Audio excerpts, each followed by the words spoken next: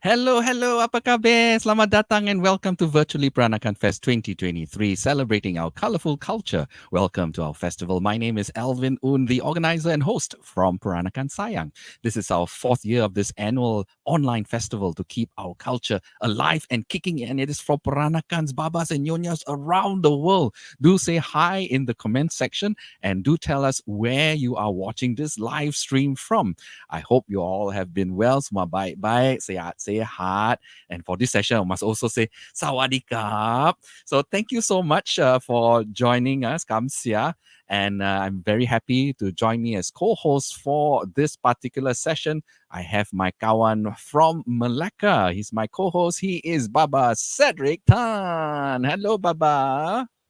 Hello, Balvin, once more, and good afternoon to everybody. Ada baik semua? Tapi makan di Pavali Baik-baik, tu. Today is Deepavali, ya? Just like my share, yeah. So now we are going to move on to the Nyonyas, Today's Let me topic get is the modern Yeah. Nyonya across the sister cities. Definitely and they're going to share with us their take. Yeah, these are all modern nyonyas. They are not those nyonyas who are housewife, the typical housewife, tunggu tahu when preparing the rempas in the kitchen sort of thing. Yeah, but they are all working housewives and so or even they are working in corporate world and also taking care of many things. Yeah, so Yes. we would like to listen to them, their take Yes. about Shall we living introduce them one by one? in the modern world. Yes, definitely. Alvin, you'd like to have the honor of introducing them, or you want me to introduce them? Boleh lah, I can introduce also. I'll introduce Personal. the one that is closest to me lah in Singapore lah. Since in Singapore, Let me have the honor of introducing these four beautiful nyonyas. Beautiful Yeah? nyonyas. You see. All right, Okay, first I'm going to invite Nyonya Angeline Kong. Let's bring her on stage. Hello. Nyonya. Apa khabar? This one is our beating expert, Nyonya Angeline. Nyonya Angeline, that's right. Good to see you. Thank you so much for joining us. Thank you for having us. Okay, next, you should invite from where you are. From Malacca, but apparently she's in Kuala Lumpur now visiting her daughter. My childhood friend, Nyonya Adeline Lee. Hello, Nyonya Adeline Lee. Hello. Happy Deepavali. Happy Deepavali to you too. Sudah makan jomku. A good one. How are you, Adeline? Good. Very good. Okay. You look good there. Yeah. Thank you. And next, we are going to invite. Go up further up, and she's also a very good cook tau. This one, jangan main-main. We got our friend from Penang, our Nyonya Penang. We will bring on Nyonya Supe. Hello, Nyonya Supe. Hello. Hi, Baba. Hi, Baba Alvin. Hello. And hi, Baba Cedric. And hello, Nyonya. Good to see you. Good to see you. Good to see everyone. Nyonya Supe. Okay. Now the northernmost, Yes. Who shall we bring on? I got to know her during the recent Phuket Peranakan Festival. She has worked in Singapore before, and therefore she can speak very good English. Nyonya Grace. Nyonya Grace. Hello, Nyonya Grace. Hello, Sawadee-kap. Good afternoon. Hi, everyone. Happy Deepavali. Everyone. Hi. Yeah, so nice. Okay, the two thorns amongst the four roses. Wow, pressure. Okay, so for this session, it's a sharing where our ladies will share their opinions or their experiences being a modern nyonya in their respective cities. It may be similar, it may be different. So we are just doing a personal sharing. There's no wrong or right. Bukan, betul kah salah kah. So please be aware. And if you have any comments that you'd like to share, please also type online on the comment section, and then we'll try to answer them as well. So Cedric, over to you. All right. I would like to throw the first question to each and every one of you. Yeah. We address you as nyonyas, or basically you come from a nyonya background. And living in this modern world, do you busy with your corporate work or professional work, do you still consider yourself to be a practicing nyonya? Okay, I'll start perhaps from down south first, and let's move upwards. Yeah. So Nyonya Angeline. You start from the bottom up Uh, lah. Yeah, bottoms up, we call it. I wouldn't say that I'm actually a full practicing Nyonya, but I would say at least 75%. Um, Basically, I don't really did what my mom and my grandmother would have done, but growing up in the Peranakan environment, I wasn't wearing kabaya for many years until when I was 29. So I think I took the bold step by wearing kabaya and also exploring further in terms of the kasut manik. So hoping to share it to the next generation or even people who are not interested, who are interested in terms of the culture and the heritage. So I think that part is my practicing part for being a Nonya. Yeah, Superb. but you also do many other things to keep the culture alive. So you do practice your own things as well, right? Yeah, but if I would say 100%, I'm not, but at least 75, 80%, I would say. Yeah. Okay. At least The that's missing part is better actually my than, language. Yeah. Mm. because I consider that, as long as you make an effort to practice, therefore you are still practicing Nyonya. I mean, it doesn't matter whether it's 10%, 5%, yeah. But you are making an effort. Yeah, we're not calculative lah. Thank you. No. Okay. What about Adeline? What do you think? You consider yourself to Well, be yeah, to me, it's like I only know how to appreciate wearing kebaya at this age. I mean, formally, I don't really appreciate because I always have it in my mind that wearing kebaya make you look old. But now that I reach this age, I feel that I'm actually very proud to be a nyonya, and yeah, I would love to continue, and share my our custom and tradition to my friends around me. Yeah, but I cook, and in fact, lately I learned how to sew kasut manik. So yeah, I shall say I'm proud to be a nyonya. wonderful. Awesome. In fact, I think you will improve in time, yeah, because and you would learn to appreciate more as you go along. Oh yes, yes. I think I've got a long way to learn. I mean, I've lots of things to learn. Yeah, because being brought up, my dad is not very strict. He's very lenient. So yeah, that's where we actually became more how shall I say it, more modern. We don't really follow a Hmm. lot of the traditional ways, but we Mm. do respect. When come to festival season like Sembayang or Chinese New Year, you have to soja, all that. So you do practice that, but I mean, it's just that you don't say out loud that you are practicing that. I mean, you still do practice, Yeah. but in your own. Yes. I think we should. That's a respect, for the elderly. Yes. All right. We have heard about money. We have heard about kebayas. What about Nyonya Supe? You're definitely an ambassador for Nyonya cuisine. I'm very sure you have lots to say about Nyonya food. Yes, I run my own private dining at my home, and every week I do have dinner sessions. And during the session, I share about the cultures, I share about the food, the symbolisms, how to cook, what are the ingredients inside, and why we cook this dish, and when do we serve this dish. Certain dishes are for daily consumption, certain are for ancestor prayers, certain are for guests, and when do we cook this certain food. So I practice this almost every week, and my children are together with me to run the private dining, and at the same time they learn as well. So I'm very happy that my children are with me. And Wait, how old are your children? my children, one is 25, the other one is 21, and the son is 19. You look too young to be a mother of 25 and 21. Makan banyak ulam sikit ah. Good tip. That will help. There's a lot of antioxidant in the ulam. So actually, talking about ulams, during my private dining, I try to serve them ulams, especially for the guests that coming from overseas. They love our bunga kantans. They love our ulam raja. And that's very high antioxidant, and we try to preserve that. Yeah. Wonderful. Very good. I'm glad Yeah. that you actually learned to you actually shared backgrounds about your ingredients that you use, and also the dishes that you serve for various occasions. I think that's a pretty good. You can write a book on that actually. Yeah. All right. Let's go a little bit higher up to Thailand. Yes.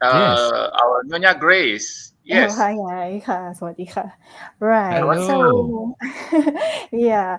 Well, practicing Nyonya, yes, I would say that I still do practice. Actually, my maternal grandmother, she's Nyonya from Penang.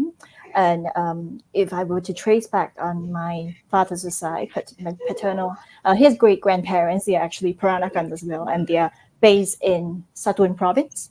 So Satun province is actually a province located on the west coast of Thailand, along the Andaman, Andaman zone in that region. So yeah, so what we do is we still do observe the rituals, ancestral worship, and every Chinese New Year, and apart from Chinese New Year, of course, there's Qingming, and apart from that, we still do preserve, we still practice making gois and all that during the New Year's, and and other important days for the prayers, making prayers to the deities and all that. So I would say I still continue, to whatever that is being brought down from my grandmother. And my mom, she often teaches me what to do and what to follow, and how it is important. It is like a legacy that you have to keep up to it. Yeah.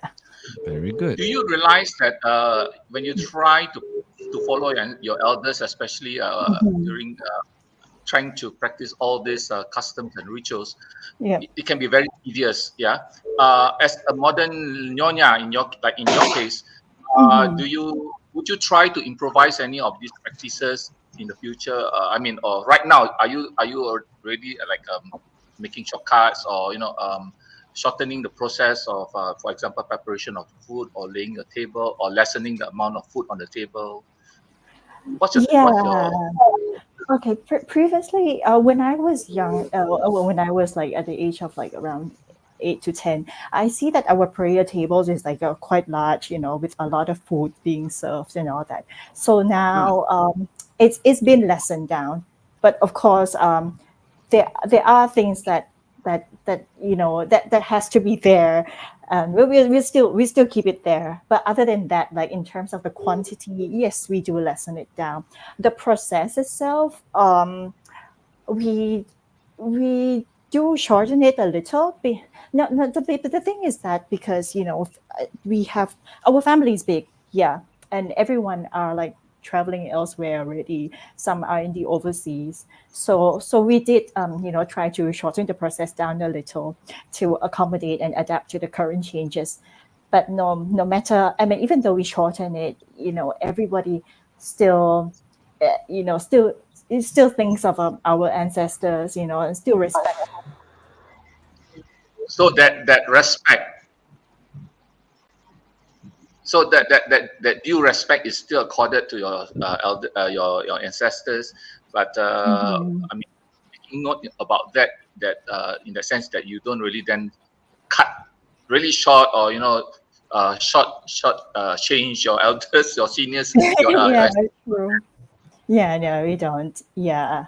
And I hope that you share this with your younger generation as well. Oh, yes. Our nieces and nephews right now, they are trying to keep up with the practices that we do at home. Yeah, and everyone is happy about this, because before whatever changes that we do, there needs to be a consensus among our family members that, okay, so this year we are gonna have like this. It's just consensus among everyone, and yeah, if they agree and everybody agrees, then that's great, and we proceed with it. Wonderful. Now, I would like to bring this part of the question also to Nyonya Supe. In trying to maintain the practices you have, do you apply shortcuts, or we call it skillful means in presenting your meal at the same time too, without shortchanging your customers? What would you do to hasten the process of preparation and everything? Do you do that in the first place? Okay, I like to experiment with food with new technologies as well. For example, for instance, during the MCO, we did the retort pouch for Nyonya food, and then how I taught them how to cook in the big batches and then pack in a small packs for 1 or 2 persons meal, and then freeze it. And then we can also use sous vide to minimize the mistakes. So I hope this kind of method, this kind of new method with the new technologies, we able to scale the food, and also teach in culinary school. That is for my future visions.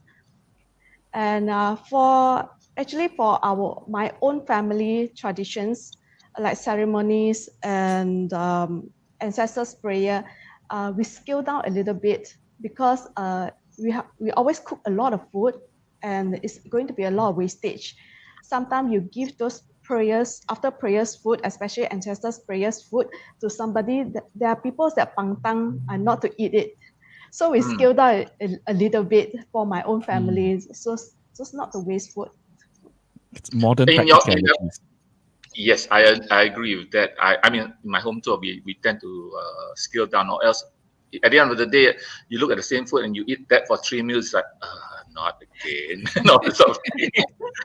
Do you look into how you can shorten process of preparation of your rempas, for example, instead of All right. pounding blender, or you don't really bother about. I mean, you're not so concerned about texture. Or that would be something that you would also look into, for example, using modern technology. Yeah, last time when I learned from my grandmother-in-law, I pound the rempa, I giling the rempa.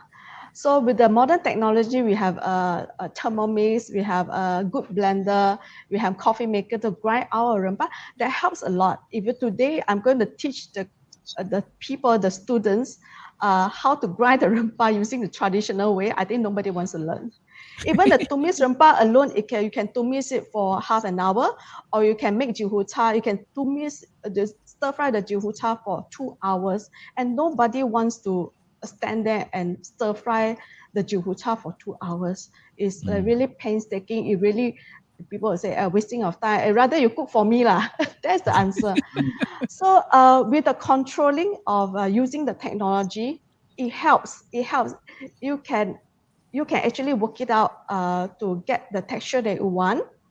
But sadly, with the technology, with the blender that you have, normally you have to blend in big scales and not in a small scale.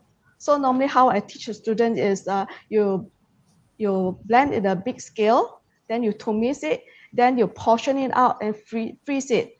So in the future, how do you use it? You take that one portion and then you cook it with the dishes that you want. With the new technology, it helps a lot. I would like to bring the third question to Nyonya Adeline. Yeah, in what aspect of the culture would you want to challenge or perhaps change in order to make our culture more adaptable to the modern days, years, fashion, whatever it is? What are About being the areas ethical, right? probably not, yeah, or as a forward-looking Nyonya, put it that way.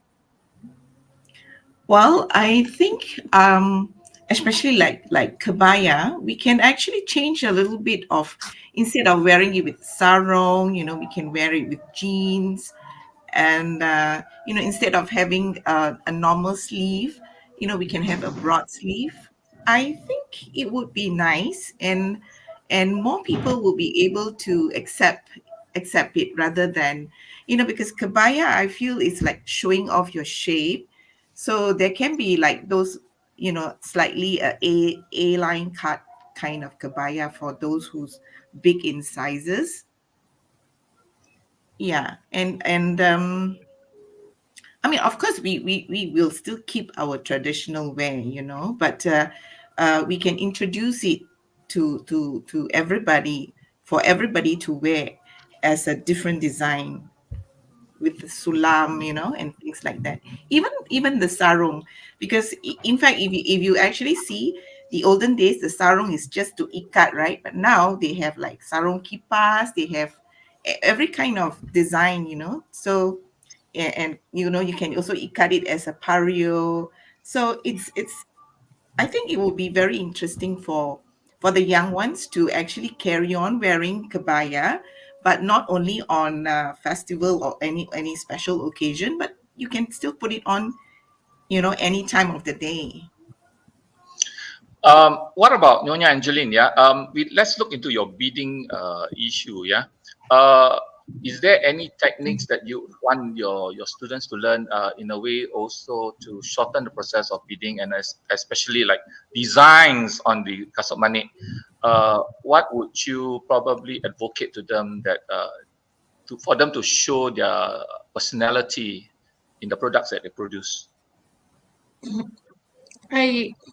I think for many years, there was everyone was thinking that it was a dying art for the purpose. I mean, for the materials that is not available. So what I did is actually created a workshop of 4 hours, so that actually to improve interest. I think that 4 hours has actually been beneficiary to many young generations, and there is an increase of members, um, or young nonias, especially young nonias, are coming in to wanting to know how to make a pair of shoes. And what I have done is also to share with them where they can actually source their beads. And I believe that beads was the main concern of the discontinuity of the uh, kasut manik and our culture that is considered as a dying art. Mm.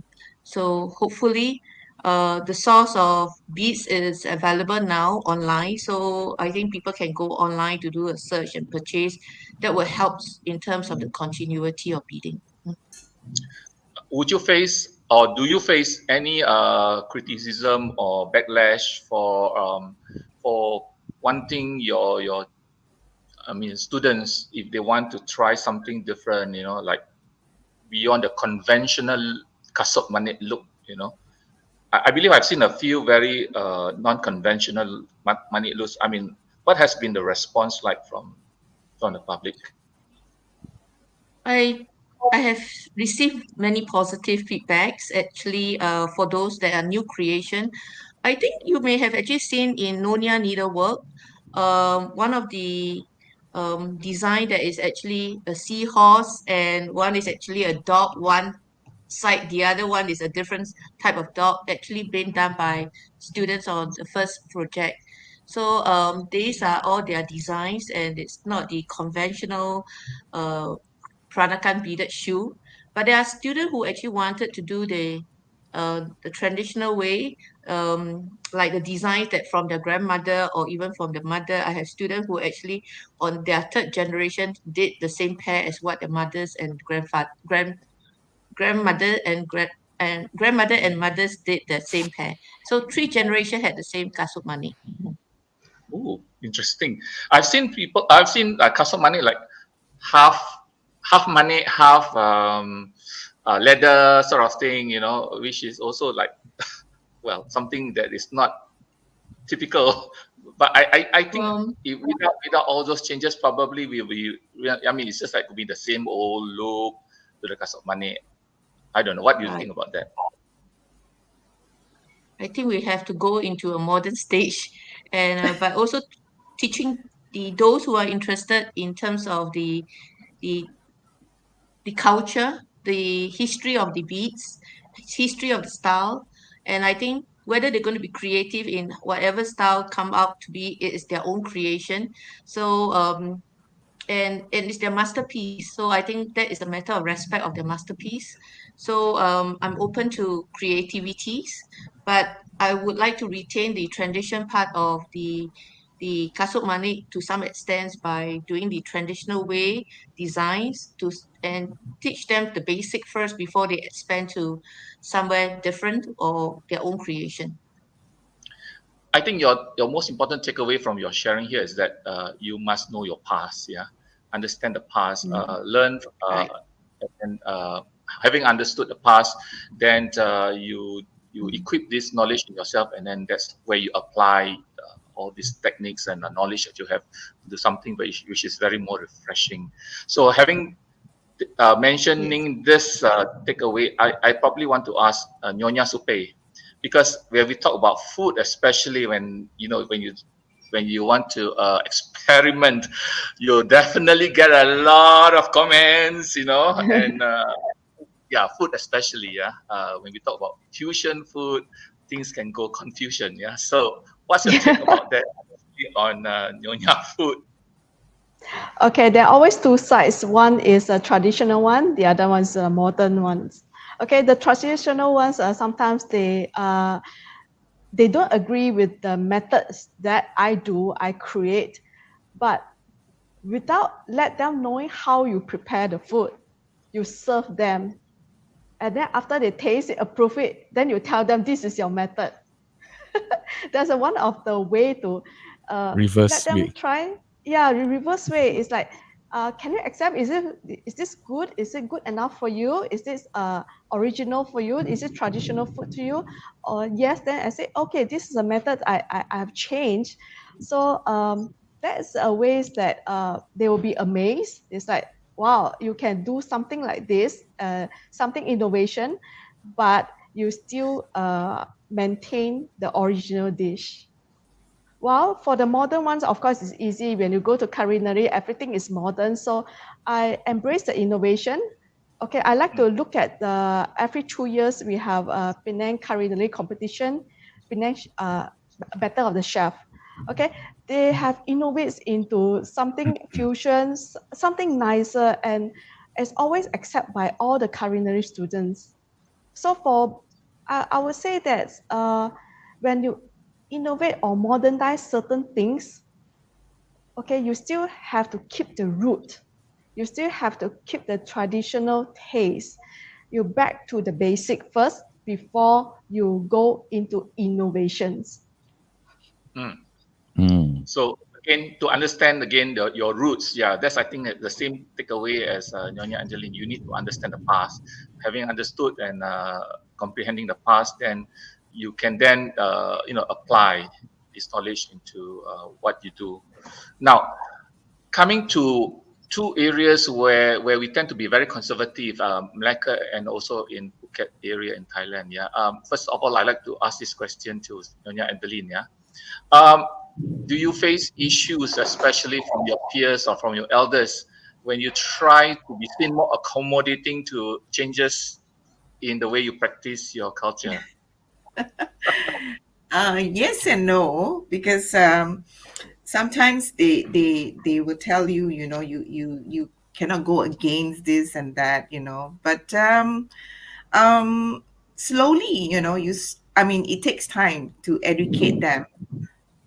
Yeah, and I feel even the elder ones, they need to change. But of course, to me, respect comes in both ways, So as long as we respect them, we explain to them, and I believe they can accept it. Yeah. Let's go to Thailand. Yeah. I know that Thailand too, in Phuket and also the coastal areas of the west coast of the isthmus of Kra. Yeah. You tend to be a bit more conservative, yeah, in the way you do your stuff, yeah.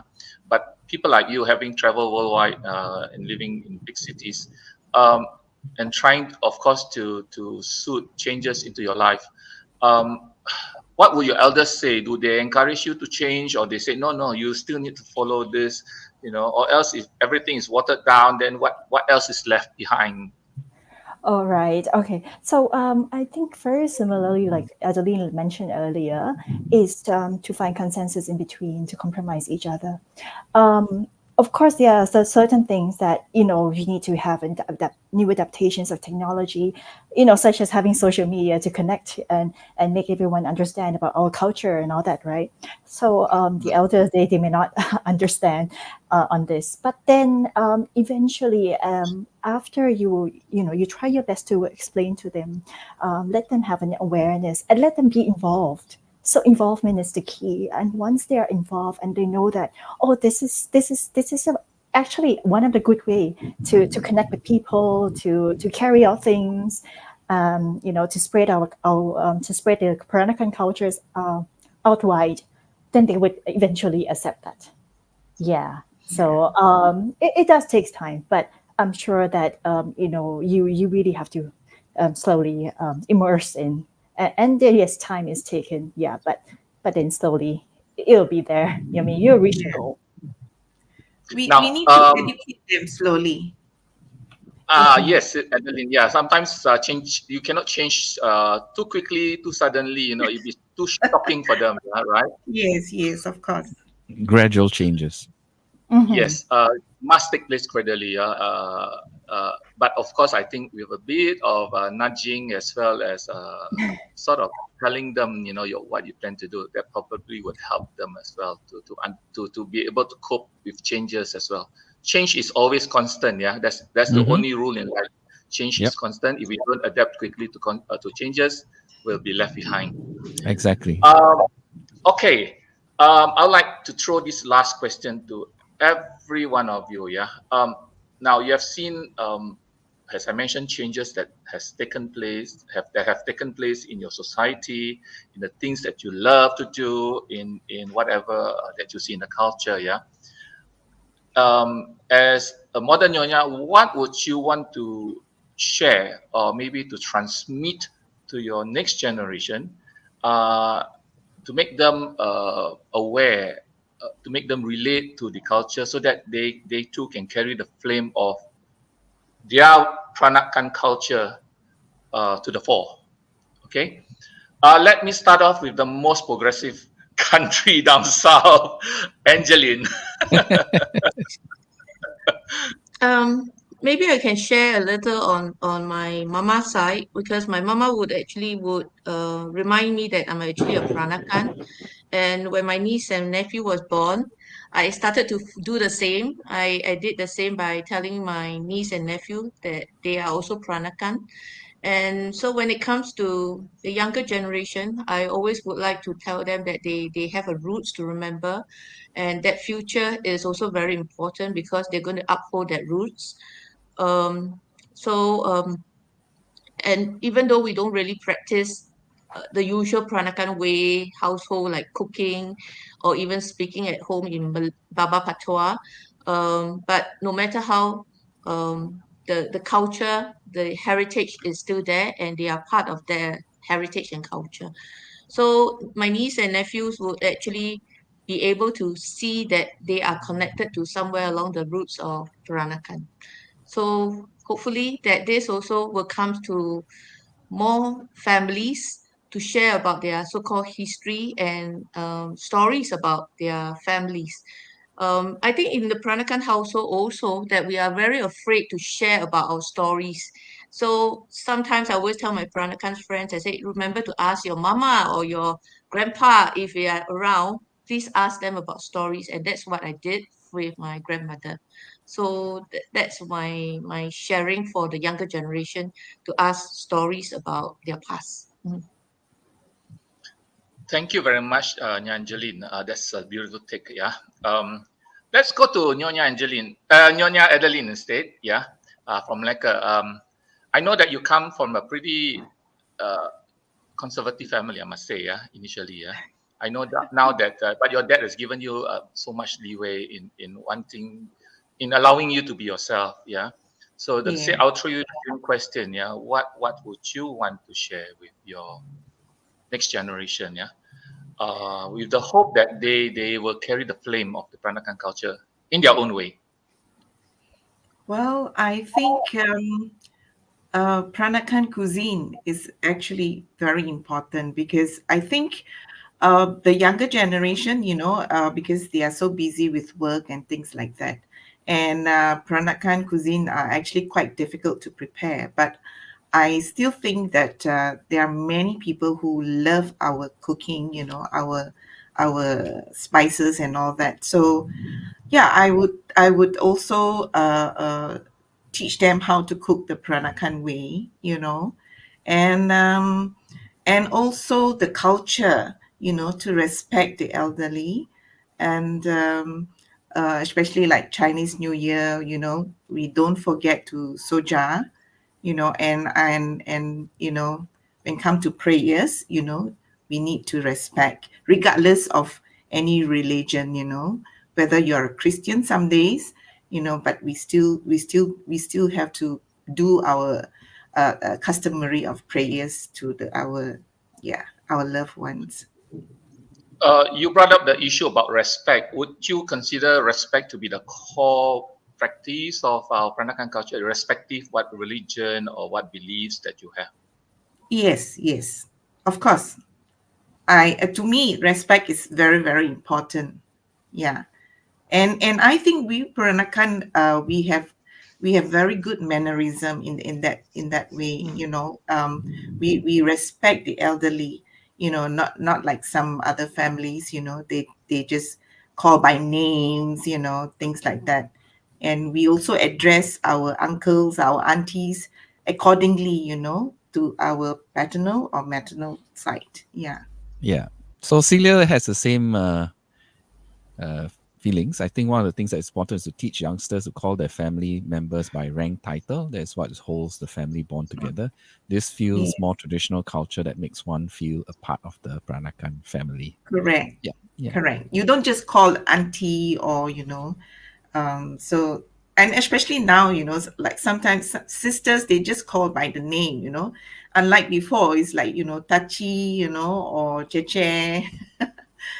Yeah, I think we should keep that, because I think respect is very important. Mm. Wonderful. Let's move northwards to Penang.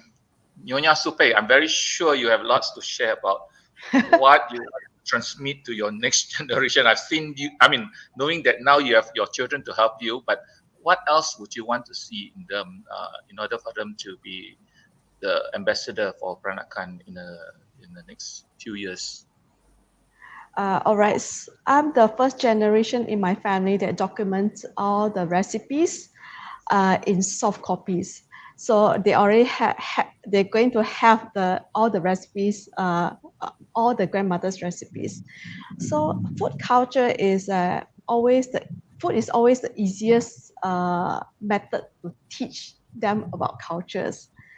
And of course, with my private dining, with my explanation about the culture and the food, they listen to it. I feel that they will like absorb it slowly. As years go by, they'll remember all these things. I have books for them, and my two girls went through kasut manet beadings, and my two girls also went through embroidery. Nyonya kebayas embroidery. They've been that, they've done that. They have not made their own kebayas, but they have complete their own shoes once. So these are the triple traits that are passing out, especially to my girls. And of course, the daily life, the ceremonies, the ancestors' prayer, get them involved and set up the altar tables, cook all the food that's prepared for prayers, or like when doing batzang, they have to help to stir fry or clean up the water chestnuts, get ready the salted egg yolks, all the little things they can help out. So actually it's a good memory. So when you give them memories, sometimes when they get older and one day I might not be here anymore, when one day they eat the batzang, they'll remember that, okay, the batzang, the process is like this. Okay, last time how we crack the eggs, we get the egg yolk, we season our own salted duck eggs. Okay, those are the memories they can have. And from there, I hope that they can search for their root, continue searching for their roots, continue to love the culture, and Sayang, right? If the culture is not continued, but it's matter of time and choice and their interest to continue on being a Nyonya and practicing the Nyonya way. Nice. I understand that your children, the products of Peranakan from Malacca as well as Penang. How would you want to do you make them understand that this is Malacca style, this is Penang style, or this is you would teach them as this is the Peranakan style? The difference between the Peranakan in Penang and Malacca on the dishes, on the motifs of the kabayas, and how they tie the buns. There are differences. I'll share with them as long as I know, as much as I know. But overall, these are Peranakans. No matter you're Chiti Peranakan, Jawi Peranakan, the northern, the southern, in Australia, wherever it is, but always respect them. Everybody, they have their own methods, their own way of practicing, and we might not have the same religions, but we respect each other and we learn from each other. That's where the unity coming from. Wonderful, Well wonderful said. message. Mm. Right, I'm not going to leave out our sister from Thailand. Yeah, I'm sure also you have your own take about how you want to transmit this to your next generation in Thailand. All right. So even though we are Peranakans and we're based in Thailand, right? Of course, we must not forget our roots. So it's always a very good thing to to share to the younger generation, to my nieces and nephews, who we are and who our past ancestors are. But other than that, it's I think it's a good practice to get them be involved in the things that we do in every day. Like how like what Supe mentioned earlier was something that I was brought up with, like setting up the outer table, setting up the table, even just the dinner table. It does goes a long way, yeah. And there is also something that my Nyonya grandmother has always mentioned. For to all of her grandchildren, and I think this is something that is to be passed on, is to have say, like she always say that in Hokkien language. So respecting the elders and having prim and proper manners, it goes a long way. Very good practice for the younger generation. Yeah. Now that you mentioned that, we also have a question. Do Thai Yes. Babas and Yaya, I'm not sure what that means, still use Penang Hokkien in your family conversation? In my family, we do. We still don't Hokkien. Yeah, Yes. so I had a chance to speak to your mom as well. And she spoke Hokkien. Yes, and of course, several other families located on the western coast of Thailand, they do speak Penang Hokkien. Yeah, but there may be a slight change. Yeah, because of the different influences on where they're located. Okay. Wonderful. So I guess at the end of the day, what we are all looking at is that in order for us to bring the Baba Nyonya culture to the next generation and forward, I think there's a lot of respect required in order for us to understand what is the intrinsic basic culture, of the Baba Nyonya. And I think it all lies in the tenets of respect. A lot of filial piety is also involved. And when you learn to respect each other, then you can learn more from each other. You'll begin to listen to each other, and then you can grow from there. Yeah, and also learning to accept them as they are by respecting their views and also respecting their take on certain matters. So, and that I think is the most important virtue or probably a tenet that we are still practicing within the community, and I think with that we will still continue to survive. We will continue to be resilient, strong, and move on to perhaps the next millennium as well. So I'd like to say thank you very, very much to all four panelists and for your time, for your sharing, to Nyonya Grace from Thailand, Nyonya Supe from Penang, to Nyonya Adeline from Malacca, my kawan baik, and also to Nyonya Angeline all the way down to Singapore. Thank you very much for sharing with us your take as a modern Nyonya in this world, and how you want to help us to maintain and also to propagate the Nyonya culture to the future.